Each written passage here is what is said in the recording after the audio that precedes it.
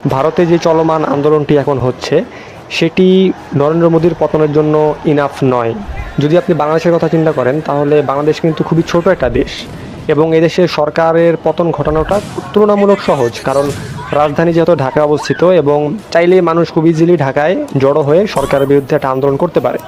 কিন্তু ভারত দেশটা এত বড় এবং ভারতে হচ্ছে এক একটা রাজ্য হচ্ছে এক একটা দেশের সমান, যার কারণে এই আন্দোলনটা যদি পুরো দেশে ছড়িয়ে না পড়ে ততক্ষণ পর্যন্ত কিন্তু সরকারের পতন ঘটানো সম্ভব। তাদের যে রাজনীতি, তাদের যেই শাসন ব্যবস্থা সেটা বাংলাদেশের মতো না। ভারতে তো এখন দিল্লিতে প্রোটেস্ট চলতেছে সংসদ ভবনের সামনে বা নরেন্দ্র মোদীর তাদের বাসার সামনে হচ্ছে এখন প্রোটেস্টটা চলতেছে। সরকার যদি পুলিশকে ঘোষণা দেয় যে তাদের উপর খুবই ব্রুটাল হতে, তাদেরকে গুলি করতে এবং অনেক ধরনের অপারেশন তাদের উপর চালানোর জন্য, যদি এরকম ঘটনা ঘটে এবং এই ক্ষোভটা যদি অন্যান্য রাজ্যগুলোতে ছড়ায় পড়ে, যেটা এখনও কিন্তু তুলনামূলক শুরু হয় নাই, অন্যান্য রাজ্য থেকে মানুষ এসে মানে দিল্লিতে জড়ো হচ্ছে, অল্প অল্প কিছু মানুষ দিল্লিতে জড়ো হচ্ছে, তারা একটু প্রোটেস্টে অংশগ্রহণ করতেছে, এখানে অন্যান্য দলের কিছু লোকেরাও আছে।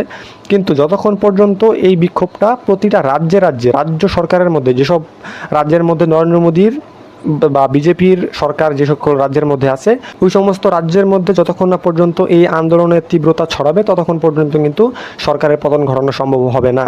কারণ ভারত শুধুমাত্র দিল্লি কেন্দ্রিক না, ভারত প্রতিটা রাজ্য তাদের নিজস্ব নিয়মে চলে।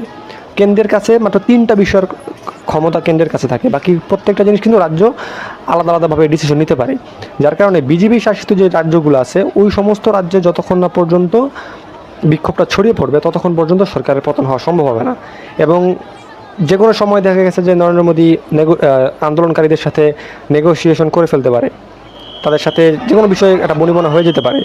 তো কাজেই মানে এটা বলা খুবই দুষ্কর যে এই আন্দোলনের কারণেই এখন নরেন্দ্র মোদীর পতন হয়ে যাবে, বা শুধু দিল্লি কেন্দ্রিক যে আন্দোলনটা এখন হচ্ছে, প্রোটেস্টটা হচ্ছে ককরোচ জনতা পার্টি যারা করতেছে, শুধু ওই থেকেই আন্দোলন ওখান থেকেই যে শুধুমাত্র পতন হবে এটা আসলে এভাবে বলা উচিত হবে না আমি মনে করি। কারণ ভারত অবশ্যই শুধুমাত্র দিল্লি কেন্দ্রিক না, এটা পুরো ভারতের প্রত্যেকটা রাজ্যের মধ্যেই আন্দোলনটা ছড়াতে হবে। এটা বাংলাদেশের মতো না যে এখানে ঢাকায় এসে আমি একটা ঝামেলা করলাম আর হয়ে গেল। বাংলাদেশে শুধু ঢাকাতে অবরোধ করলেই সরকারের পতন ঘটানো সম্ভব, কিন্তু ভারতের ক্ষেত্রে এই জিনিসটা সম্ভব না।